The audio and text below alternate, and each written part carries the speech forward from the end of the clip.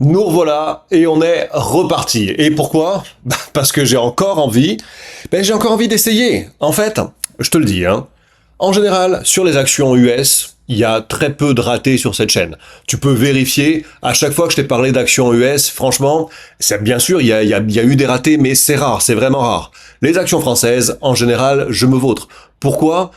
Parce que le marché US, il est beaucoup plus dynamique, parce que le marché US réagit beaucoup mieux à l'analyse graphique, en tout cas il est plus appuyé dessus, que le marché français où il y a plus d'analyse fondamentale, où il y a plus en fait le poids de la news, mais j'ai un beau signal sur LVMH et je veux quand même le partager avec toi. D'ailleurs, tiens, je fais mon mea culpa au passage, hein. Tu sais que on peut pas réussir à tous les coups. Et d'ailleurs, c'est même pas l'objectif.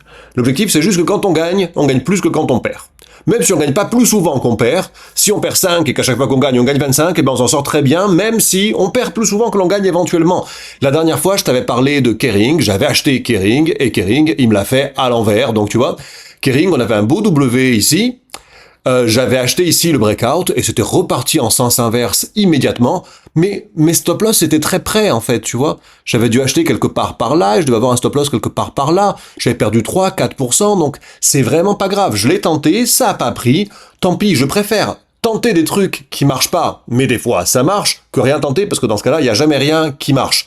Kering, on voit d'ailleurs qu'il est en train là, hein, nous donner un nouveau signal d'achat, tu vois, il fait genre un triple W, si tu peux l'appeler comme ça, je sais pas comment on peut l'appeler, mais en tout cas, il est en train de donner un nouveau signal, mais je lui en veux la dernière fois, tu vois, je lui en veux. LVMH, il me l'avait fait aussi. LVMH, souviens-toi, on avait eu la baisse des tarifs douaniers, elle est là, il avait fait un beau W ici, et là un putain de break, et donc je m'étais dit, tous les marchés US reprennent à la hausse, il n'y a pas de raison qu'LVMH, il en profite pas, et pourtant, il a continué à baisser encore plus bas. Là, on est sur les niveaux de novembre 2020, c'est-à-dire avant que vraiment tout n'explose avant le Covid. Je dis que, là aussi, il y a moyen de faire 1x2. Si on regarde sur les plus hauts historiques, on est quasiment sur 1x2. Je dis pas qu'on va le faire, mais je dis que il y a beaucoup à gagner et qu'il y a peu à perdre. Est-ce que ce signal, pour moi, il est super fiable? Non, sincèrement, pour moi, il est pas super fiable. Après, c'est toujours pareil. Quand tu prends des profits à droite à gauche, t'as besoin de les réinjecter, il faut les réinjecter, c'est bien de les réinjecter à droite à gauche, sinon t'es totalement inactif, tu sers à rien.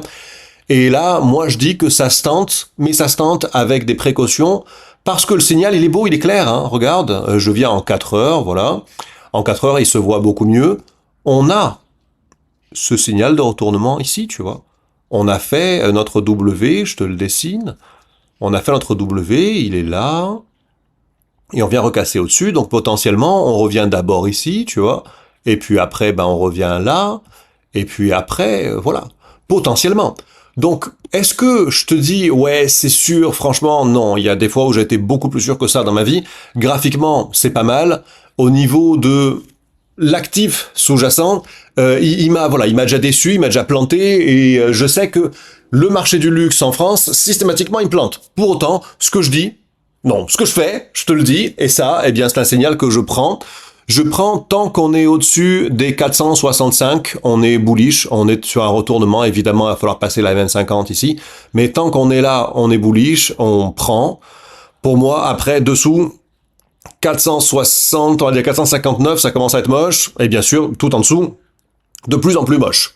Donc, tu connais mon point de vue là-dessus, moi, pour investir là-dessus, comme sur la plupart des actifs qui ne sont pas des cryptos, mais sur lesquels j'investis, ça se passe sur Freedom 24. Freedom 24, t'as un putain de gros bonus à l'inscription. Je vais arrêter de te dire lequel c'est parce que tu le sais, mais si tu veux t'inscrire sur Freedom 24 et avoir ce gros bonus, c'est le premier lien de la description de cette vidéo. Je te dis à la prochaine vidéo, que la fuck you money te permette de vivre sur tes propres termes. Ciao!